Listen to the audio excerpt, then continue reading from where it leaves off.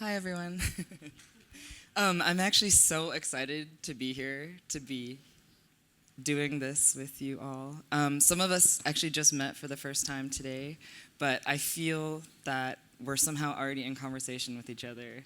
Yeah, I was so excited to basically be on a 24-hour flight to be in Hong Kong for 24 hours just for this.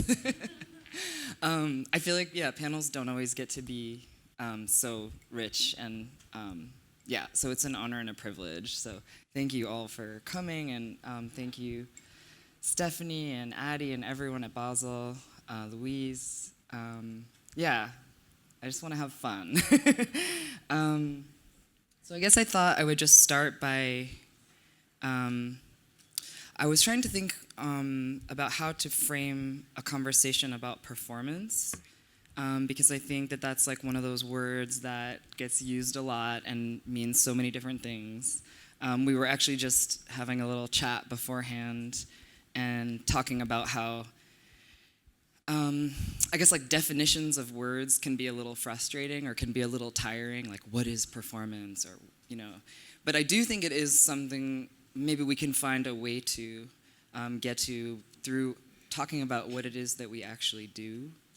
I think, for example, the title bodywork is perhaps a bit misleading, or perhaps just like only a layer of what everyone's doing, because I think we're all working in so many different ways and modes of communicating. So I guess that's a word that I like to use a lot, is communicate, like communicability or communicating, even as opposed to language, which might put some sort of hierarchy on like words or something like that. So I thought, and I also, the word identity is another word that I think often, or maybe it was in the subtitle or in the description or something about gender and all that. I think those are, again, things that we're all talking about pushing against. So I thought maybe like a couple words I wanted to throw out are maybe the question of authenticity when it comes to how we're thinking about performance and what it is that maybe there's an assumption that there's authentic selves or people, and maybe performers have some sense of that fluidity or that malleability. So, gender, race, whatever, culture, background, there's maybe an assumption that we have that, and then maybe there's a way in which we play with that. So that's like one thing. And then I think also refusal is another word that I love because it's about not having to meet people on other terms other than the ones that we choose. So I think of that as a strategy in all of your work as well. So I guess maybe to start, we didn't like have a plan or an order, but I'd love to hear from everyone a few words about what you do. Starting with? Okay, hello everyone. I was here most of yesterday, loved being here and listening to other conversations, and that also warmed me up to being on the other side and this side. What do I do? I primarily work with lens-based media, and for the last 20 years, recognizably, my practice has centered around performative, performance, etc., etc. The word that I use more often now, the last few years, is artworking, and that's what the reason I've labeled all the slides, saying that, which has a genealogy and a very specific meaning, which I won't go into now, but that's also something to do with doing, as art making is doing, not so much for making a final object, but just doing is the art. So that's one. So the traversal has been small town, Saharanpur, UP, India, school, science, refusal, jump to Delhi, art school, lots of allocate for being a good painter, refusal, and then a few years of trying to do nothing and keeping an ear to the ground. and then winning a scholarship to go to England to study painting, but then again refusal, and then then a series of refusals which lead to uh, working with things which are less definable. And then they always do get defined. Of course, that's the way things are. So very whatever we feel is on the outside or on the other side does get co-opted. First in the mainstream conversation, the mainstream discourse, and then in the market eventually as well. So you have to be philosophical about refusals too. At this moment, jumping through all of those, main interest, writing, text, and finding different ways of exploring how that can become something that I, recognize as art or artworking. Very often performative, and more, and I mean increasingly looking at other people, and I don't mean the other, but just other people and the world around me, and ever so often back to myself. Is that okay? Yeah. Is that too abstract? No. Okay. I have one. So I think about performance. I think for me, performance is like the most succinct medium that you can use in order to think about like how we perform every day, consciously and unconsciously, and how that affects your experience, affects how you treat other people, and how other people treat you, and how that also orders the world. In my work, I use lots of kind of performative technologies like drag, storytelling, also things like theatrical devices like lighting and staging and music. I usually have soundtracks in my work to create kind of like totally immersive experiences to do the work of world building. A lot of my work I think about is speculative and science fiction. For me, drag is like an embodied speculative fiction. You can create a fantasy that you wish kind of existed, or you can create this different positionality to have a better view of like what your kind of everyday embodiment or context actually is doing. And for me, this work of world making is to basically kind of give you an idea of like what like a better world, what a better embodiment, what especially like non-binary identities can look like or feel like. Writing is a really important thing in my work. I write a lot of from like poetry to like more research-based discursive texts. And these things come into my work because I think storytelling is something that is like so essentially like human. We tell stories to make sense of the world around us. Storytelling is present in history, which is kind of stories by people in power. Storytelling is present in science, which is like drawing narratives from a set of data. And so to like have the power to write your own stories, to kind of like center your experiences and your own narratives is incredibly important, especially when often we kind of live in a world that doesn't center our experiences and invalidates it all the time. So performance is for me kind of like a practice of like rewriting narratives that have been inscribed on my body and in the world around me.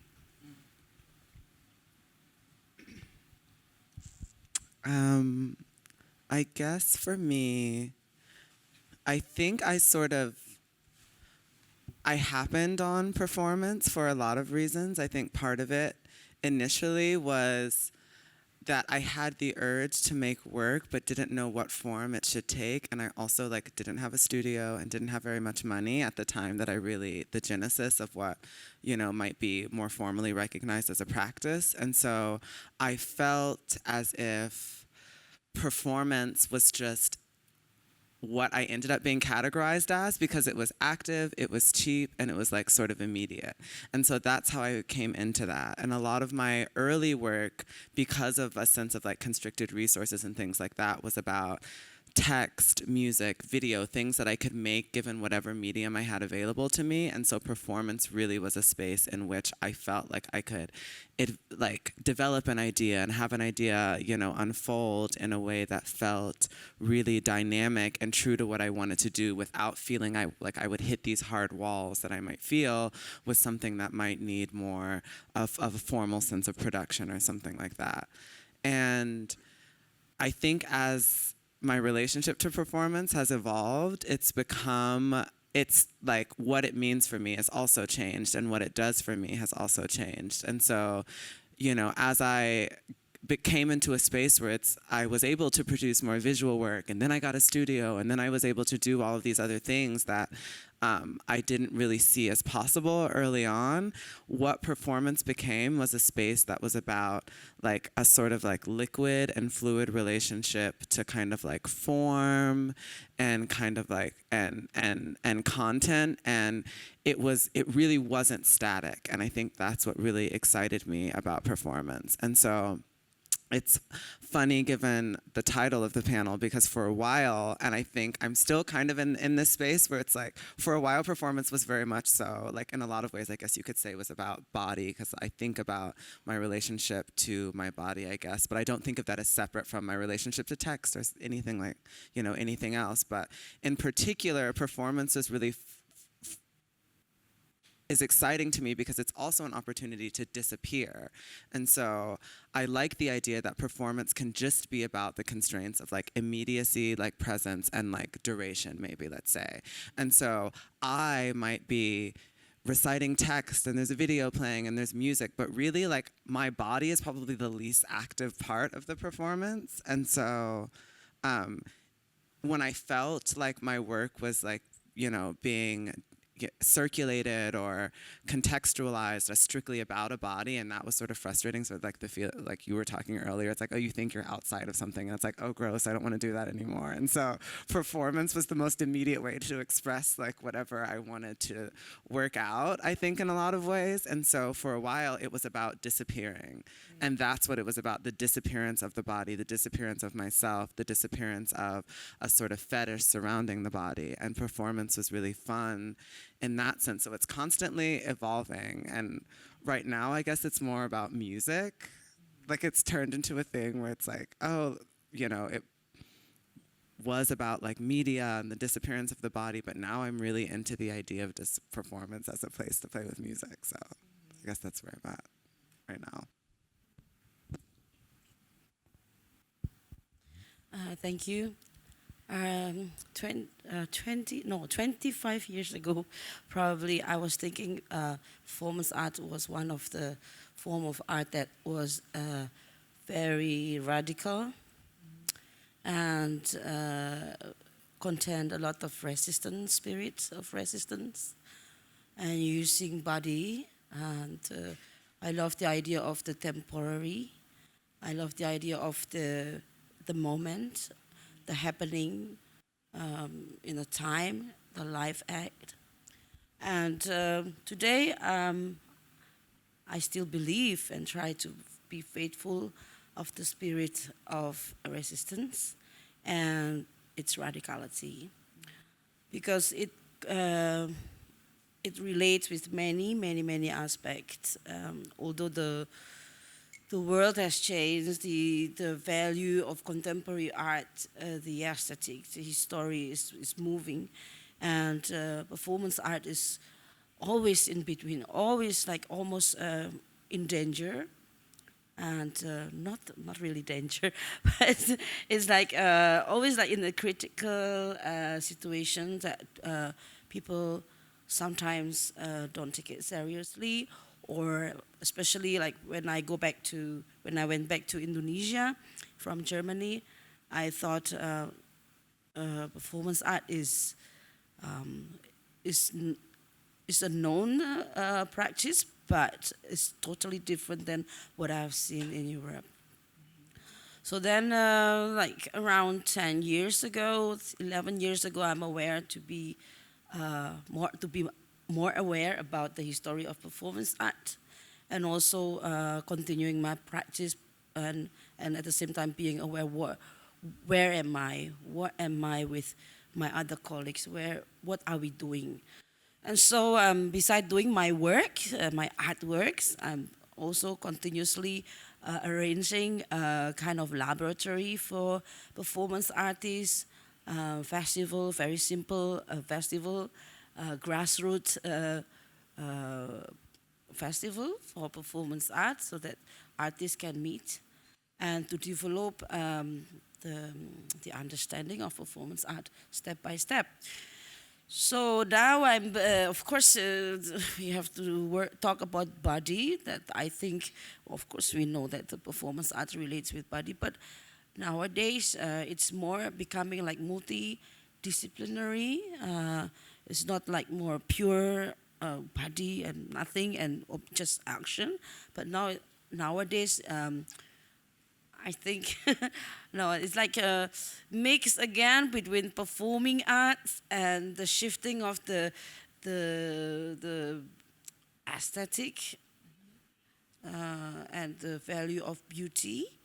Is again, like I felt like I need to get stick on this and to understand more the development of performance art. Is it a theater? Or choreographers doing performance art on stage, or choreographers doing performance art in the museum or in the gallery, or like there are. Is it matter? Does it matter where we perform or what we use? So because I came from the discipline that like more, I'm trained by Marina Abramovic, of course, and other. Seniors were like extremely dividing, but nowadays performance art is more melting with music, with more like element of beauty in the sense of the classical beauty, and like more like a show, going into a show rather than an experience of mystical experience or spiritual experience, or maybe maybe different language is developed now, I think. Damn, I have so many questions for you all. I mean, I appreciate you bringing in the word radicality, because I think another word I also was thinking about was precarity, in many senses, being a performer. Because I think on one level, well, I guess I'll just take my experience in my own practice, but I'm always very interested in the subtleties of violence that happen as we navigate through the world. And I think that that's one thing that performance does enable us to focus on, is to think about how on the level of the gesture or the body, there are these power energetic things happening all around us all the time. And I think, for example, being visibly trans is something where I feel that I often am just hyper aware, hyper anxious about the performance in my daily life, because it's something that I never can take for granted. And I think that's true of all of us and of so many people. I think so many more people than people want to think, in the sense that I think we're all navigating that. And for some reason, the ones that get that label or get these labels, we're somehow supposed to speak to it, we're supposed to be the experts on it, or we're supposed to, but I'm actually it's about turning it around and showing everyone. Because I think that's also another thing, is I find that instability, for example, of gender or race, can produce that anxiety in other people, because it's actually about their own uncertainties. Because actually that's, I think, another thing about precarity or existing in a space of performance is about that uncertainty. And I also think there's a tremendous amount of precarity being a performance artist in the art world, because it's a thing that's increasingly desired and demanded and not really thought through. So that's a whole other juicy goss that we should get into. But I thought maybe start more about I'm well, yeah, if any of the things I'm saying you want to speak to, but also just I'm so interested to know more about how you define your discipline, because there are these disciplines of performing art like dance or choreography or opera or whatever where there's like an idea of a training, like you train formally. And I think as performance artists, there isn't necessarily, or I guess how do we craft our craft, and what is our discipline? You know, what is our, yeah, those are all questions. And I have so many more, but yeah.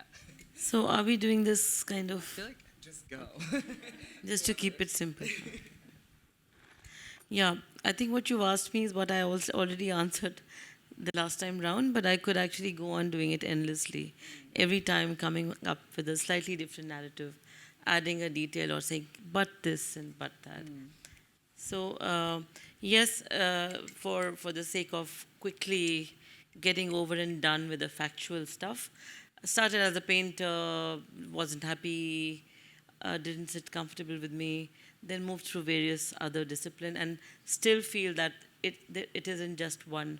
So I think what the base at the base of it is what it is not rather than what it is. It is many things, but what it is not. That's one way, I suppose.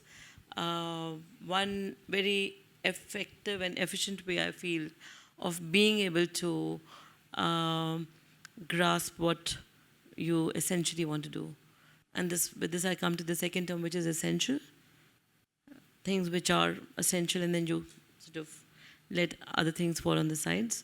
And the third would be indeterminacy. To leave things indeterminate. So they're not fixed into meaning or fixed into a beginning and an end point, or they're not bracketed.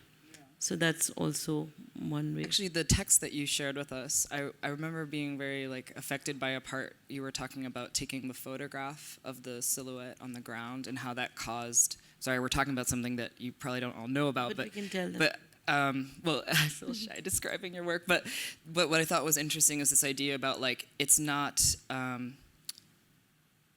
the gesture in context. It's the gesture in context that produces a strong response. And we can go back to Hannah Arendt if you are theoretically inclined or not. But it is, I mean, even anything which is done in public, or, I mean, it is made by what the affect it produces, but also the response it gets. So that's interaction and all of that stuff. So yes, there's a project, just to say that quickly in one or two sentences, so then we can discuss the basic core stuff about it, is this thing about lying down in public spaces. I've been doing that for over 12, 13 years now. Yeah. And that's had, and it's had many iterations with people. It's made me want to understand, process it through writing a piece of text, which is a work of art as well. And to then also carry a silhouette, a cutout of the prone form, and place it in different sites, very often also sites of resistance, place it there and then take a photograph. Because it's a reflective surface, it also then captures what's around it. In one instance, there are many stories of many different places and spaces and contexts, but in this one particular story, the moment I put the cutout down and took a picture, it was in Hyderabad, which is a mainly Muslim community, a city which has a very large Muslim community. I was in the region of where the mosque is, but I was very respectably away from the border of the mosque. So I wasn't transgressing or trying to subvert, knowing or unknowingly, any of those. But the moment I put the cutout down, within seconds, it was like a mob lynching. People got so angry. I mean, it defied any kind of processing too. One couldn't think what was going on here. Why are they so angry and there's so much hate and they probably want to kill you? So I call it an aborted performance. And that, then I was shooed away by a policeman. And it was just a very innocuous plastic form. And even in that mad frenzy, some of the things which were said to me made it clear that people were angry because they thought it was obscene, because it looked like a body with a breast and, and so on. I mean, anything. But imagine that enters a collective imagination. Like, people are not consulting with each other or conferring, but they individually feel that this is totally offensive to them. And then you really think about what makes a public space. It's not like a public space is a given. If anyone who's working in performance or I mean, these are the reasons why I actually sometimes do such work, to perhaps understand the line between private and public. I mean, very often I'm happy just to, do enactments in front of the camera. Do you want to take this somewhere? No, I mean, I could just. What was how do we define our practice? a whole bunch of stuff. Yeah, So I feel okay. like whatever you're thinking about, you should just say. And we don't have to like go in order or anything. But Okay. All right. Right. So how do we use? What do we use? How do we define profile? Okay. So I think for a long time my work was like really about I was thinking through images and how images are like inscribed and ascribed. Later it became like also about narratives, but I think like there's not really one way of working. Like for me, it's about like if I have an interest, I'm interested in exploring like one thing, I try to use like everything that I can at my disposal to speak like really directly about that thing. I was thinking a lot about how images are inscribed and inscribed, and of course like that has to do with like a history of image making, and you have to look at like like cinema. And so of course I started making films, because like what better way to talk about like the language of cinema than to like directly occupy that space and make films. But there was something else that you said that I wanted to touch on, which was something about like who is kind of like asked about performance and like how performance is treated within institutions. And I definitely like notice, especially like in the past few years, like a pattern of like institutions bringing in performance artists who are all from, like marginalized and like specifically like intersectional backgrounds for like public performance programs. And these kind of like happen and then they go away, but the people who are hanging on the walls are always the same people who've been hanging on the walls permanently, and like they're in like the catalogs and like whatever, which is the people who are kind of in the positions of the greatest privilege within the art world and the world in general. And there's also a thing that you said about, like how you kind of are always aware of like, it's not just something that's in your work, it's something that happens like every day and you can't help but happen. And I think, this is something that, like performance artists, specifically performance artists from marginalized identities and like positionalities, are asked to talk about and like bring up in their work, when actually it should be like artists from privileged backgrounds who are asked to think about like how their identity affects the way that they move through the world and how it affects their experience. Like I think that would be really interesting. So that the question is not always like thrown onto the shoulders of the people who are seen as like other, because some identities are seen as like neutral, and some identities are seen as other, and it falls on look at this panel. It falls on us. I wasn't gonna say it, but yeah, to talk about these things, and that's really like why do we always have to do the work? Yes to that. I was going to say, sort of piggybacking off of that a bit, there's this sort of constant interplay between questions of authenticity and either embodying or sort of like granting cert to a sense of authenticity that's associated with performance, but at the same time, a sense of especially like institutional and financial precarity. And so one of the things that I always found really interesting with in the performance context is even like oftentimes performance is sort of relegated to public programming. And so there's the main sort of exhibition program, and that has a lot of funding, that has a lot of like curatorial input, that has a lot of intentionality behind it. They're shipping pieces from all over the world, and it's and then it's like, okay, well, what's the public programming? And the public programming, specifically in relationship to an idea of authenticity, carries the burden of producing the discourse that grants a sense of like living, fluid, alive authenticity to the exhibition, which in a lot of ways, carries the weight of like beauty or something, these more conventional ideas that like more general public associates with art.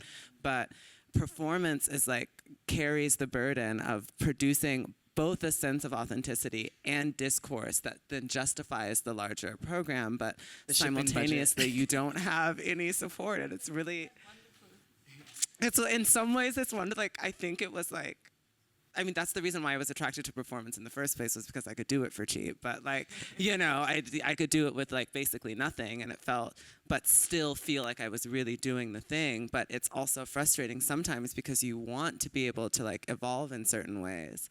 And so I find specifically with the question of like authenticity and how that's related to a body and presence, it's fun.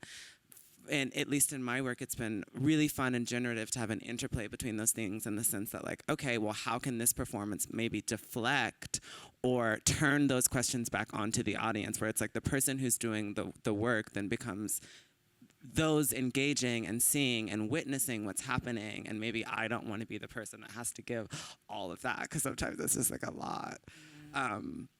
To give, and so I think it can simultaneously be a rejoinder to those things, but I do find the kind of sequencing of resources to be problematic in the context of performance, because a lot of times it's exhausting to do things, but ultimately not be able to support yourself with that. I I remember back maybe around 10 or 11 years ago, I was part of a big festival in Bolzano, in north of Italy, in the border between Italy and Austria. And the festival took place in the mountain, and people came by buses in several rows. So we went there. I was there alone for hours. I was supposed to do performance. I did performance. My audience were cows and clouds and rain and the loneliness and the landscape. And then I was aware that, okay, Melati, are you still going to do this? You're traveling so far and you get very minimum paid. You struggle in the name of performance art for a festival that is big, and only facing cows, and then when you're frozen, and then suddenly people coming like hiking and talking and not really, they saw, but then they were surprised. What is she doing? You know, like, so everything is like this kind of experiences sometimes appears in my practice. This kind of experience makes me think also how to transport this practice to be understood, how to get in touch with the people, that this is part of the journey that has been done in the 50s, in the 60s, you know, that somebody is faithfully doing it. And so the presence of the body in the performance art can be in many ways.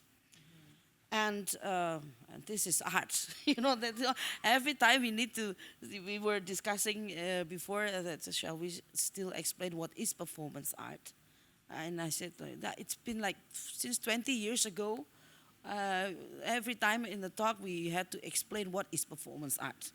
So it's a bit repeating again and repeating again. I think there should be now enough publication about performance art in many different versions, of course, but that is.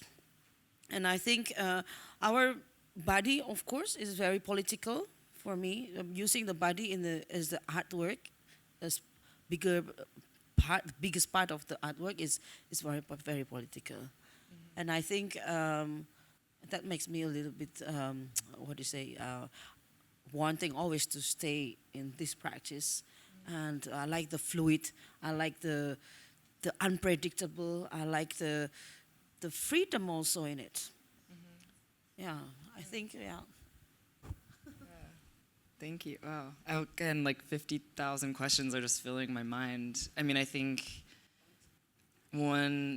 something about audience, like, I think sometimes people, I don't know. So this is maybe my question is like, does the audience matter? Or like, and obviously, so for me, I would say yes. I think I'm like, well, maybe the reason I'm asking the question is I've been recently been working more in traditional theater contexts, and I'm becoming so aware of the discourse or the sort of the framework of that is so different than visual art, performing art, performance art, and that it's like theaters have to sell tickets. That's like there's just a understanding that you need to engage the audience. Whereas I think in the tradition of performance art, there's not necessarily that burden. Like the idea of performing for cow. I mean, like there's a whole history of performance where maybe nobody saw it, you know, and the idea of it happening is also something that's in circulation. And so I'm curious just to hear how you consider your audiences, because I think within those traditions, when it's not about the audience, so to speak, I think people confuse that maybe that the performer doesn't care, but I think it's very always considered. So I'm curious, like, how you think about your audiences. So one of the easiest ways to escape it is to perform in front of a camera, because it follows the same kind of logic and structure and constrictions and dilemma of any other art making, which is that something is produced and then it is seen in another time, and then it is probably another object too. Well, this is how I started, and yes, those stuttering things did happen, where one felt the vicarious thrill of performing for no one, but secretly enjoying the fact that one had done something. So that's there. But I'm glad that you asked this question, because when riding on the backs of some of what Juliana and Victoria have said, I was also thinking of one word. I picked one word when you said witness. In more recent work, I've started to apply the word witness. So the H is in parenthesis. So it's witness, but it's also witness. So with an extremely hyphenated or more awareness of who all make the performance and where the audience then becomes part of it. So for instance, in the Lying Down series, after many years of doing that as an act, as a gesture, resistance, and I can say 50 other words which would very proudly defend that, it was a question of not just being seen by others as somebody who's lying in public squares, but inviting others to become a part of it, and what that experience means. And this shift from witness to witness is also a very big shift of who the audience is and who the artist is. The other thing which troubles me a little bit, something totally different, I mean, I'm jumping here a little bit. For me, I worry about the over-fetishization of body. And I do think language is beautiful, because you can understand so much through being careful with words. I think embodiment perhaps is, for me at least, is it helps me to escape this very easy fetishization of when we talk about the body being supreme or prime, or of course it's elementary. But for me, it's being elementary is the example what I would give is not so much my body, but the fact that I go to a village in Cameroon to do a workshop 2004 years ago, and get totally frustrated because this was supposed to be a video workshop with villagers and people who had very little training in art. A friend who wanted it to become an artist village had invited me. And then I quickly put all my Maya Durans and everything back in the suitcase, because it was completely out of context. And in the end of maybe 3 days of 1 week, it became very clear that this will be a performance-based workshop, because everybody could rely on their bodies with or without any training, with or without having what kind of resources they may or may not have. So for me, the body becomes important in these ways, not so much my body or I mean, very often, as I think you said, it's the opposite, that it is a way of making yourself disappear. Even this thing of lying down somewhere, you can only do because you are totally oblivious to how it will be received by others. Otherwise, you couldn't be lying with pigeons for hours on a square. For me, I started in the middle and ended in the middle. Um, for me, I think the question of audience is always like inseparable, or like almost inseparable from the question of context. I think like, so for me, I started doing drag when in my early 20s, and I came up in kind of like queer clubs really, and like drag cabaret spaces, and people always ask me like, are the performances that I do in kind of like queer drag spaces different from the performances that I do in like a fine art context? And I think like, this is not a binary, but there are definitely huge differences in these spaces. In like a kind of like a queer drag context, in the club, people are watching a performance, they're primarily there to be entertained, and like a little bit to be critical too. In an art space, people are there primarily to be like critical, and like also a little bit to be entertained. So if you want, your work to come across clearly, you have to be like extremely aware of how people are consuming whatever you're doing in those spaces. Yeah, that's it.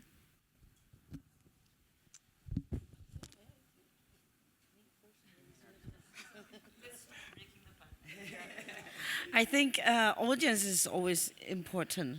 Audience is always important. There is a now even they like in the performing arts, in the dance especially, they talk about the audience dramaturgy. So like, yeah, how we think, like how the audience should come and go and what they bring and this kind of thing. So I'm dealing from one extreme, from a cow to thousands of audience by two different ways of presentation. One is the performance art, and the other I'm creating some choreography work since 2011, where I work with dancers, where I challenge myself also to experience different kind of but embodiment or body experience, how to borrow body from the dancers, how to transport the idea by using or by asking my dancers to dance, and through choreography works and through, of course, a pretty mostly conceptual process that also involve like trance, for example. If you are researching trance, then you make it in the dance, and what is going to be presented to the audience? Will it be like doing as if you are trance, or you will be showing the trance, like the real trance, or like this kind of question also, this kind of experience in creating choreography also reflect in my performance art practice. When I'm doing it, I'm not acting. When I'm doing my performance art, I'm not acting. I'm doing it. I'm not showing, I'm doing it. But in the dance case, it's very difficult because you're dealing with other bodies, other individuals, other egos, other presence, different kind of capacities, different kind of, how do you say, abilities. Yeah. So I think a good experience of we never know what is good, what is bad for the audience. Somebody said yesterday, let's say strong and weak, not good and Yeah, strong and weak, or suitable or not suitable, or how do you say? I never like to say a good art or bad art. I think in German is pass oder nicht passen. Also suitable or not suitable. In the portion, huh? How do you say, like everything is fit on its place and time, or not, So I think that's more organic to see work than that's good or bad. That's very judgmental, especially we are ourselves art practitioners, I think. But audience is always challenging. Like when you do performance, like I did performance 12 hours sometimes, 2 people in the room, sometimes 100 people. And sometimes, like one person and going through 12 hours with me in the same room. So I like the unpredictable also. I like how people can perceive our works from their own point. Can I ask just one quick question?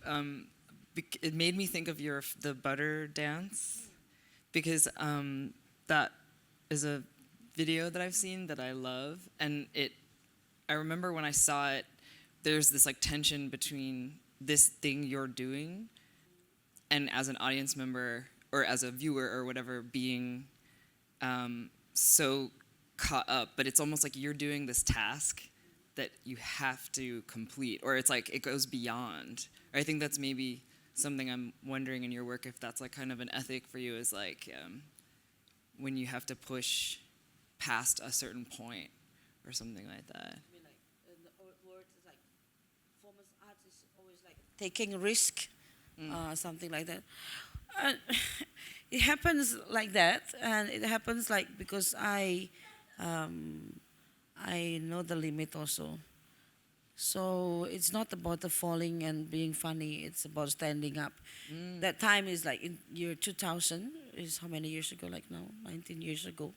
And I was student, and I was so close with my personal changing.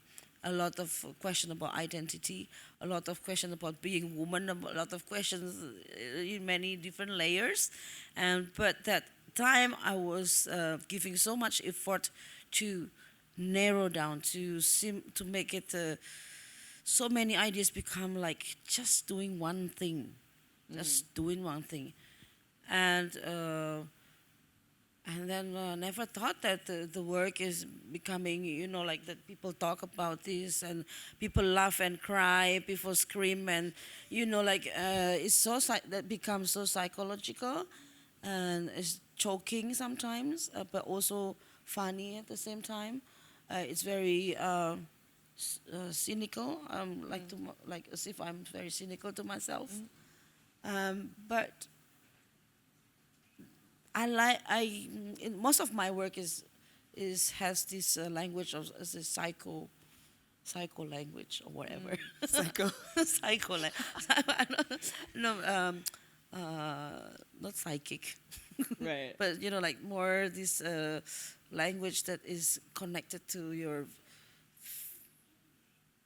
physical experience also while watching it indirectly, or suggestions like you imagine the pain, but actually you don't experience the same pain like I do. So it's the image is transfer is walking or transporting to the audience. I just wanted to say one more thing about audience, which is just, like while you're speaking, I really was thinking that like in a performance, like what is so important and like really tangible is your relationship with the audience and the dynamic that you have with the audience and what you're getting back from them. So you're talking about while you're doing butter dance, like people screaming and laughing, and like often you don't really know how people are going to react, and so in a way like the performance is also shaped by the audience and the kind of journey that you go on together. It was a question or? No, I'm just sorry, just a comment. What do you think about audience, Juliana? Well, I was gonna say, I think the audience is one of the most exciting parts about performance, especially someone who has done things that are more what would be considered performance art, but I also do just like live music with like a band, and I also DJ, and so there's a whole spectrum of like different audiences that I can encounter and experience, and so like the difference between if you can physically, like if I can actually see the audience or not makes a huge difference. And so sometimes it's like there's like a fog machine and a disco ball. I can't see anyone, which is kind of fab in a lot of ways because I'm just, it's really exciting because I'm like, I don't know what the reaction is. So in a certain way it engenders a certain response. But I think there's particularly in a contemporary context. I think it's always been true since photography was introduced, but specifically there's like two lives that I think the performance lives, and I think there's two audiences. There's the audience that you experience at the time,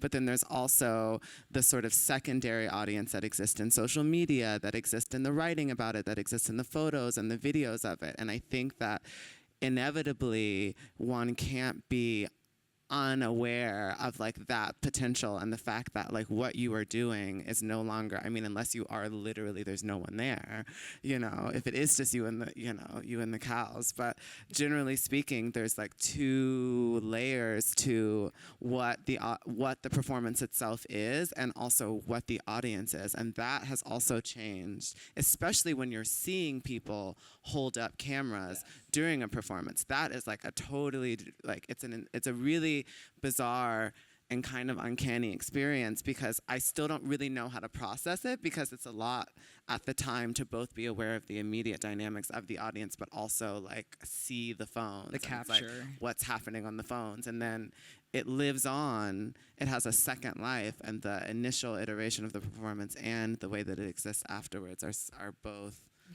kind of existing simultaneously. Can I say? So I also feel that the performance, the immediate performance, and the maker's awareness of what it would be when it's viewed by others, mediated through media or whatever, also then brings in the question of experience and representation. Because the first is about experience, and the second is perhaps a representation of what happened. And then we can endlessly debate which is more important or not. For me, experience is much more important. I actually very consciously try not to make work about representation. But I actually don't, I don't like to perform in public at all. I'm happy to perform in front of the camera, but then there are times when I'm absolutely compelled out beyond my reservations to do something in public, and this is precisely to this question of witness, which I finally ended up, articulating to myself as witness. But it came on the heels of this need to do something to understand what is public and what is private. So it's only in those moments that I feel like I give myself the sanction to be in public and do something. I mean, just trying to give you a bit of an insight into one way of thinking. Yeah. I'm mindful of time because I know the audience also may have questions. And you will make this happen? Yeah, but actually before we do that, I kind of just want to go back to something, because I feel like everyone right now is being really like graceful and about this thing about the art world. Like I feel like maybe that could also be a conversation to have with the audience. You want to get us started? I mean, I guess I just feel like what does the art world want from performance art? Why is it increasingly this thing that's desired and yet not supported or thought through, as I said? So like, I think that's just like a big conversation if anyone also wants to like, I just think it's so important. It actually feels urgent to have it, because we're in a time now where it's good to use this platform. We're increasingly intimate and we're increasingly visible. So people see the part where we like have a cute outfit on and we speak very intelligently, but we're also trying to survive, and there isn't the support for that. So it's like a daily struggle, and I think that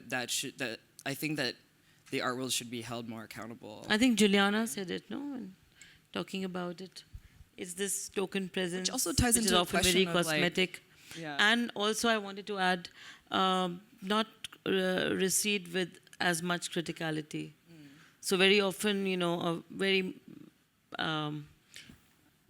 not very well thought out or not very interesting or deep works can just pass off as just because they fill that moment, and that's all, it's that, somebody else. I think I feel sort of lucky to exist in, I think we probably share similar experiences in that when people ask questions about the art world, I'm like, well, there's multiple like worlds existing within each other. I think specifically when it comes to like institutions, like my criticisms and problems with the way that performance is generally contextualized is particularly with like institutions and how they sort of sequence and create a hierarchy amongst specifically basically all other mediums, and performance arguably maybe video depending. Performance art, certain kinds of. Yeah. But I also at the same time feel like there's other contexts that are dedicated to dealing with and platforming and circulating and creating a discourse around art that aren't tied to institutions that I think function separately. And like Nightlife is one of those spaces for me. And this sort of there is a kind of gradation between nightlife and institutions, and particularly in New York, that exists. And it's like at a certain point, you don't know when one spills into the other. But I'm thankful that gradation does exist, because there are contexts in which it's like, okay, now I can just do the thing. Like, this is just the thing I don't have to deal with. But also, you don't get paid from those. But you're not mad that you're not getting paid, because no one's getting paid in that context. Surprisingly, I must tell you good news, actually. I don't know if it's good news for you, but for us in Indonesia, performance art is included in the government list of, under the visual art. Of course, under visual art. There is painting, there is ceramics, there is sculpture, there is curatorial, and there is performance art. So it's officially listed in the education system. It's officially now listed also in the economic creative things. But so our government recognizes it. And I'm very surprised. And now that they also would like to support schools or to support teachers, to give them a certified profession to teach performance art officially, teaching in the schools, high school, and in the art schools. So I think that is also, I thought, because it's been frustrating, because you teach performance art, but in a different sections, not in the very clear sections, because you can learn painting, but why you cannot learn performance art? Mm-hmm. And that is how the ecosystem of living started with, like if we want to talk about our living, but that's how it starts also, because there is a lack of knowledge, also lack of exchange, and so by starting this, I think, for example, Indonesian government is quite progressive. I think, yeah. So don't give up. You hear that, kids? Don't give up. Oh yeah, do you? No? Yeah, I feel like going back to something I mentioned earlier in the discussion, there was like an exhibition in London at Tate Britain, which was called, I can't remember what it was called, it's like something like queer art, and it was around like the decriminalization of homosexuality in the UK, specifically for cisgendered gay men. And so the exhibition was all of the artists, almost all of the artists, were cis gay white men, which was like ironic because like queer was in the title of the exhibition, but like this was definitely not something that the exhibition was about. And they were kind of like, I think, called up on it, or a lot of people were speaking about this as a huge problem, and something that like obviously it showed like a lack of awareness and what actually is going on right now. So they kind of made up for it by doing all of these like Tate Lates, which were like almost exclusively like bringing in like Black queer artists, but without any discussion about like what that meant, like critically. Like again, this thing of like who's performing and like who's on the walls, like who performs and then goes away quickly, and then who stays. And at what time? Exactly. And yeah, so that's something that happens a lot and continues to happen. But at the same time, I think like in my own experience as a performance artist, like institutions do not know or have like there's just like a lack of care around like bringing in performance artists and giving them resources and the time to make work and perform it in ways that are like not like violent. I think like when you're expected to kind of, you know, like personally in my performances, like there are productions, there are like many people involved, there's sets, there's soundtracks, I have to memorize things, there's choreography, there's staging, there's all of these things. So I'm like the producer of my work as well as the artist as well as the writer. And like I need more support, basically. Well, I think I think it's at least in Southeast Asia, they're quite supportive. I think they know, like for example, like those who are which are in Singapore, they understand how to be with performance artists, how to work with performance artists, and I think it is also how to make them experience. It's really like we need to communicate. We really need to communicate from, if necessary, from below, and then okay, we need this, we need this, we need this, and otherwise it's not working. Otherwise, it's not working. So I think the communication is very important, because institution needs kind of institutional information also, and I think if you cannot do it, don't do it. Yeah. Yeah, I mean, but like often, you know, like sometimes I've even told like during the process of the production, like, you know, like, oh, we can't do that, you know, like sometimes even like being promised things, and then it turns out that they can't, you know, do those things. I don't know if it's like a regional thing or, you know, but I definitely, I feel, you know, there are some contexts where I'm happy to kind of like go in, like as Juliana said, like, you know, contexts where it's like if I'm in a queer space and we're all doing this together and nobody's making money, then like, yes, it's about community, it's something specific. But if I'm in an art space, like I know there's real money coming through these institutions, but it's just not being allocated. But I don't think it's only institutions where the lament or the blame should lie. For example, in India, I mean, it's much nicer in Indonesia, I suppose. People have become slightly more familiar and sometimes even comfortable with the word performance art or performance or whatever, but it's still very much performing arts. There is a difference. I mean, you can be a great performing artist, but that whole thing is already established. There's a history. This is very nascent. It's very nebulous, performance art, and it's being still regurgitated, defined as it happens. And because it's hard work, it's much easier to then pull in people who are actually performing arts people, not so much performance art. That's one thing. So that's at probably the institution level. But I also feel like giving another example. It came to my mind, you know, I was talking earlier about Cameroon. So I'll draw a parallel with a similar situation. Another country, another place where a collective has a lot of good intention to do community-based work where money is not the criteria.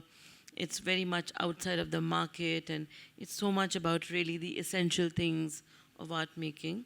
So last year I was invited to Sri Lanka by an institution to do a workshop, and I took it very seriously, and I prepared and labored to thinking about what I will do and how we will work on it.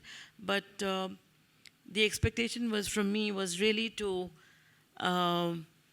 everybody was ready with cameras, and it was almost as if certain images are made by the end of it, which allude to certain gestures which look like performance, that's probably good enough. And this happens very often. So I don't think and if this is what is being dealt out, then I don't entirely want to blame the institutions for then also shortchanging the whole thing. I see hands, and we should,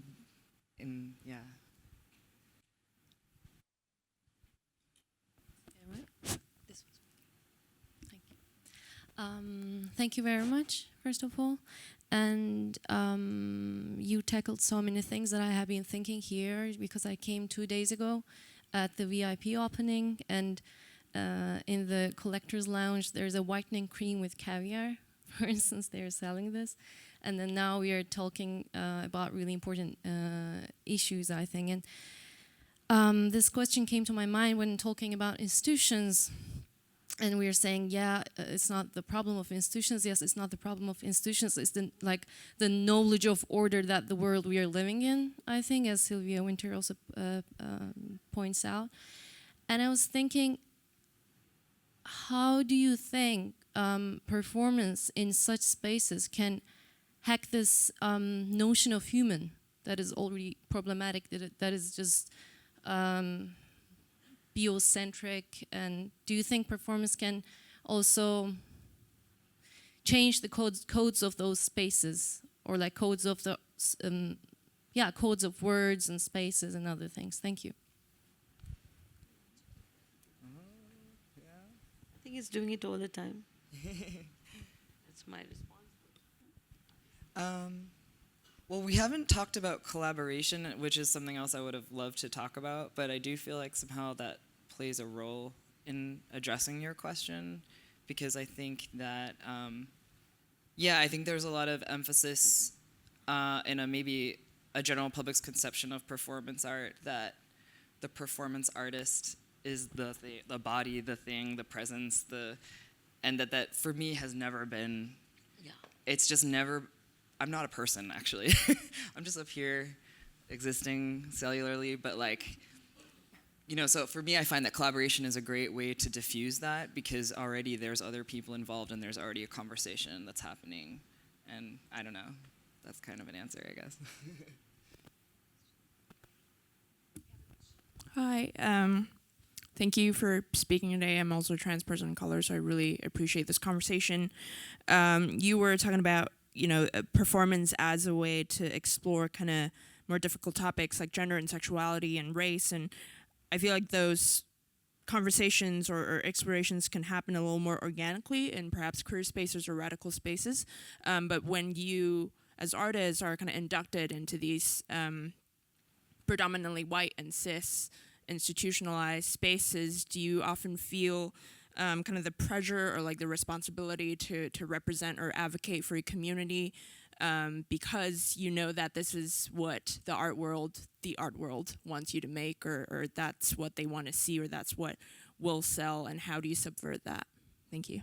Well, no and yes. I don't at all feel the compulsion to be the representative of a community. That said, I think it is intrinsically there.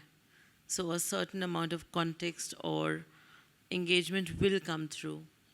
And I think I'd like to leave it oblique and like that. Very few works I feel, or very few considerations which are very overtly about trying to represent a community or a marginalized community are successful as, what they translate as in what we may call art. I'm being so careful to not use the word art here. Others?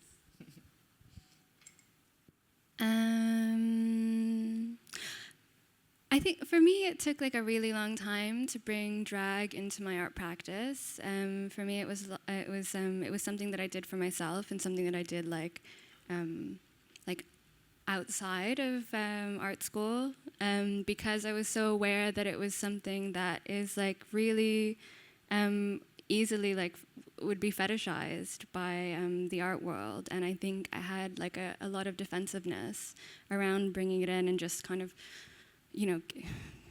giving it in that way. I don't know. I mean, for me, again, this thing around bringing back context, the way that I reconcile, the way that I brought drag into my work in the end was through narrative cinema, because for me that was a way that I could, put forward an image, but also really have more control over how people were consuming the image. I mean, you can never have complete control, but at the end of the day, I was this is something that I use to think through not only gender, but my identity, it's so important it was like really the crux of my work, and like how can I just like keep it separate? So I mean, there's not really like one answer, but I mean, yeah, for me it was through kind of like creating these like highly like sculpted narrative environments.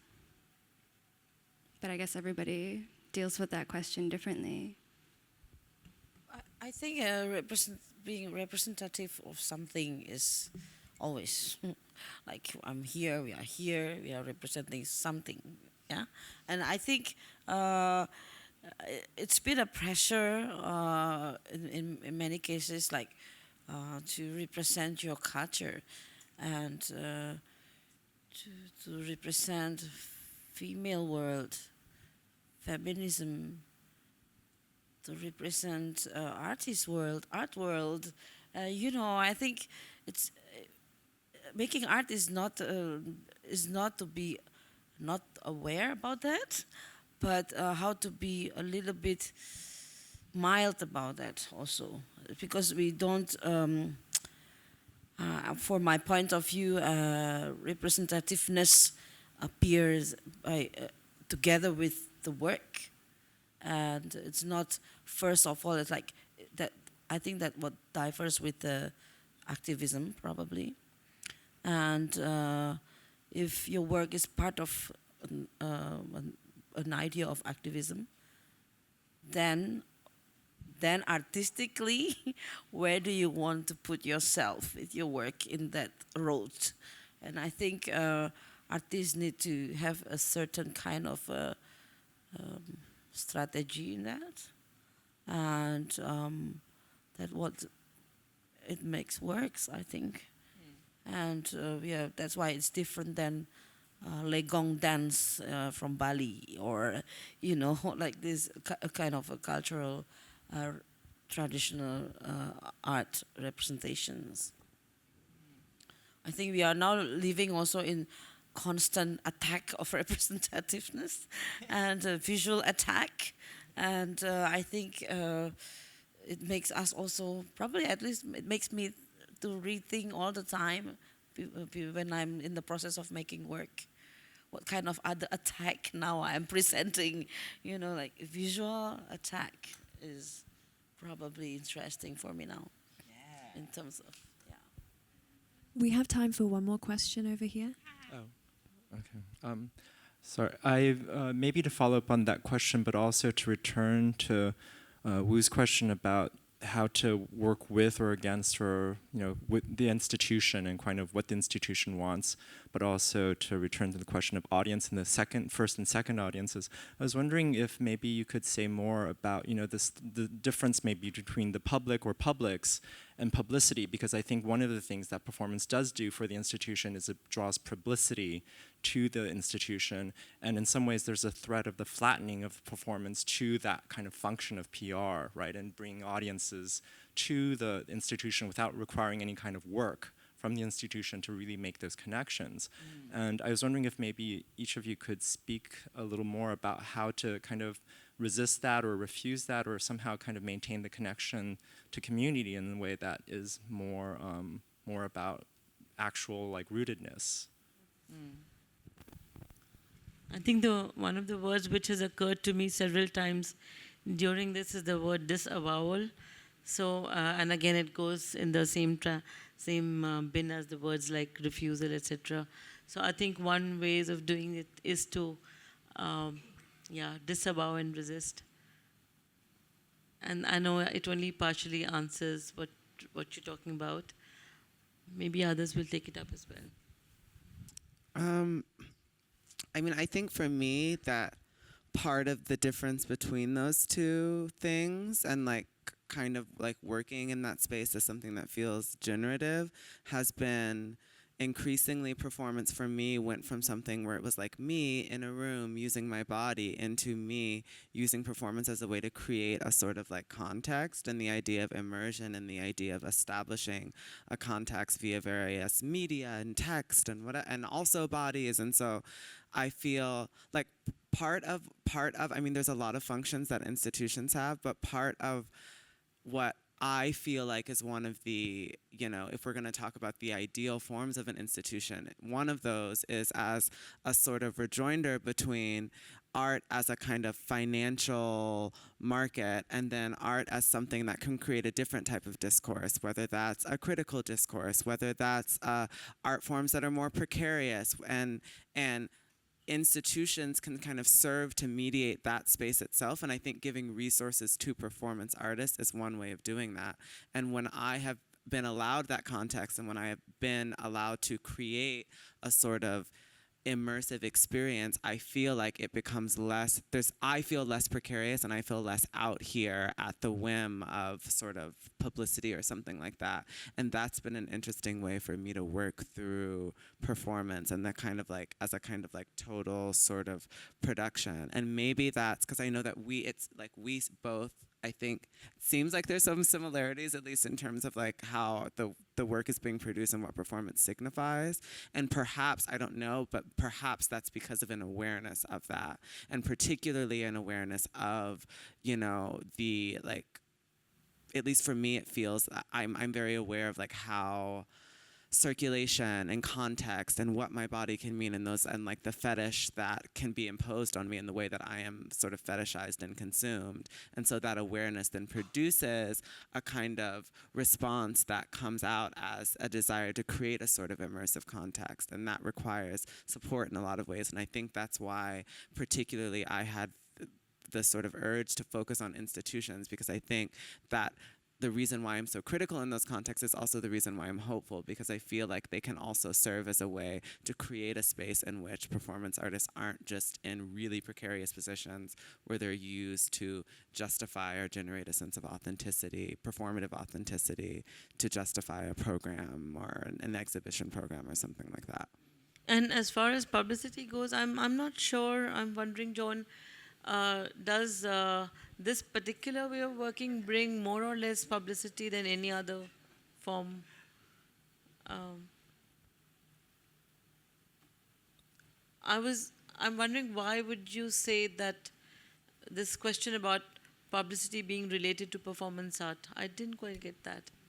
Oh, sorry. Well, I guess I was thinking like, when the distinction between first and second audiences was made, I was thinking about, how performance lives on for instance, on Instagram or social media. And I think that there is a certain kind of, way in which the event, these kind of live events of which performance is one example, is one way for an institution to generate that kind of attention or that kind of, to attract a second audience, as it were. And so that's where the kind of the thinking, but it's a one-way kind of communication, right? And so it's like, how do you create something that allows for that kind of a more genuine sense, or maybe a kind of different sense of a public, I think, maybe similar to what Juliana was saying, like I came up performing in spaces where performances were like by and for queer people. It was about community. It was about like thinking together, like what it meant to like live in a society which was like gendered and sexed in like really specific ways. Like for me, I think it is really important to be aware of like how, like especially as a performance artist, you are kind of like being put forward and like how you're being consumed, especially in institutional contexts when, especially people from marginalized backgrounds are kind of like pushed to the front, especially as performance artists, to say like, look, we're doing the thing, we have the people, we've got the representation. And for me, like, the way that I'm able to like keep this sense of like I don't know, like an inner dialogue or a community is like I have okay, for example, I have a project called Dream Babes, which is about like artists that specifically from intersectional perspectives that use speculative and science fiction in their work to image better futures. And this is mostly like an inward-facing program. And what I mean by inward-facing is that it's not something that's listed publicly. It's something that I invite other artists that I see who are dealing with the same issues of being fetishized within institutions and who are frustrated with kind of like the circumstances. We come together and sometimes we think about things that are to do with like existing as we do and how we're consumed by institutions. And sometimes it's just, like a reading group where we get together and like read Samuel Delany and talk about like, ideas that have nothing to do with art and institutions. But yeah, I think it's, like as artists, you have to build communities and you have to maintain them, and there has to be something that you keep for yourself that you don't give away, and that's what that's what that project is for me. But I think that like we probably all do it in various ways. There's kind of a public facing thing and an inward facing thing, and you always have to keep some of yourself, and also have discourses with your fellow artists about like what is going on, and how you're being treated, and how you can kind of continue working. Yeah, I mean, I feel like everyone said so many brilliant things. I don't have much to add to it, but I would just maybe say, like it's a. Sorry. Hands raised for a very long. Oh, okay. There's a long. Oh, Stephanie's. Okay, yeah, no. I'm just gonna say what I was gonna say. I didn't get into doing what I do for money. I really didn't have any money. So for me, it was like a long process of valuing what I do, because it was never in those terms for me. So I think that's like one thing I try to do now is recognize how much they need us. It's like really about understanding the role, the power that actually we do have, and valuing that ourselves, so that when someone comes to us and says, "Will you dance in front of this painting for 500 euros?" You know what I would say to that, like, and they have recently. So, it's just like really knowing your worth. Basically, I think it's a struggle. That's all.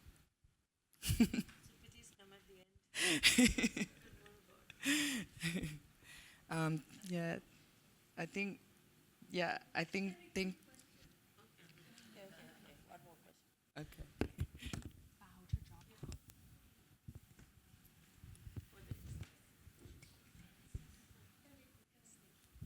Has any of you been aware that you have maybe healed somebody through your work, or have you been asked to heal somebody through your work?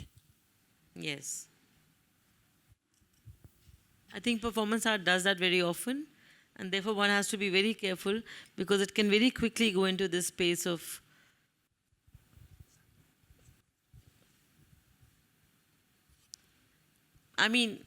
it's a quasi-healing, whatever, it's not like professional psychoanalysis or anything. But I think the very fact of, if you're working with an audience, like if I invite people in a museum for an audience of one to come and have a glass of wine with me, and slowly our social patterns start to break down, and then we really start to talk to each other. I've done that a few times. In the end, it starts to very quickly resemble the room of a psychoanalyst. And those things do happen where people leave feeling, or even, this thing about people drawing around each other, touching each other. So yes, that's a very strong component, but one has to be, I feel, careful not to go the sentimental way, and maybe examine what's happening and why it's happening. I think the moment you have a direct interaction with people, that's bound to happen.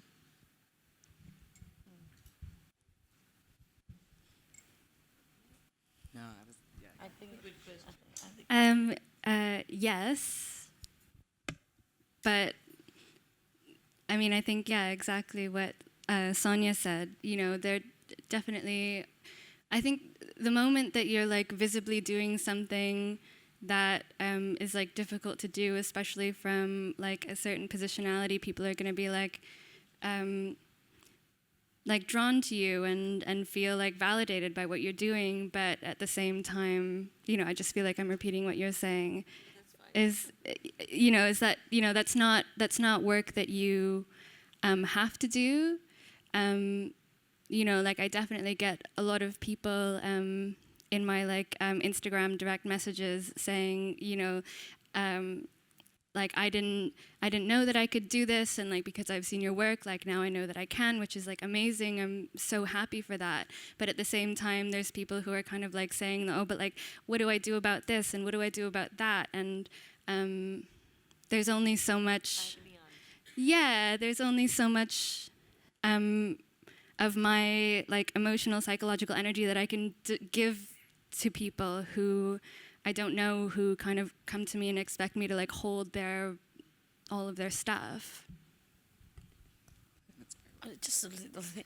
I think for me it's a very dangerous word to use healing through art, because then I see myself, maybe I'm the one who make the sickness, or you know, like I'm not That's who am I amazing. to heal, like you know, maybe I'm more sick than other people, and if this world is sick now, if the society is ill, then probably we are one of the elements that cause the illness. So who is healing whom, and who wants to be healed from art? I don't know. So I really don't know. I'm just feeling like I'm part of those waves, you know, like of illness or of healthiness, of happiness, or any kind of character of collective of the society. So yeah, I think you just enjoy between these events or moments of life is probably, if it can heal myself, it's already enough, I think. First to heal myself and before to heal the world, I think. Thank you. Thank you all so much. Thank you. Thank you.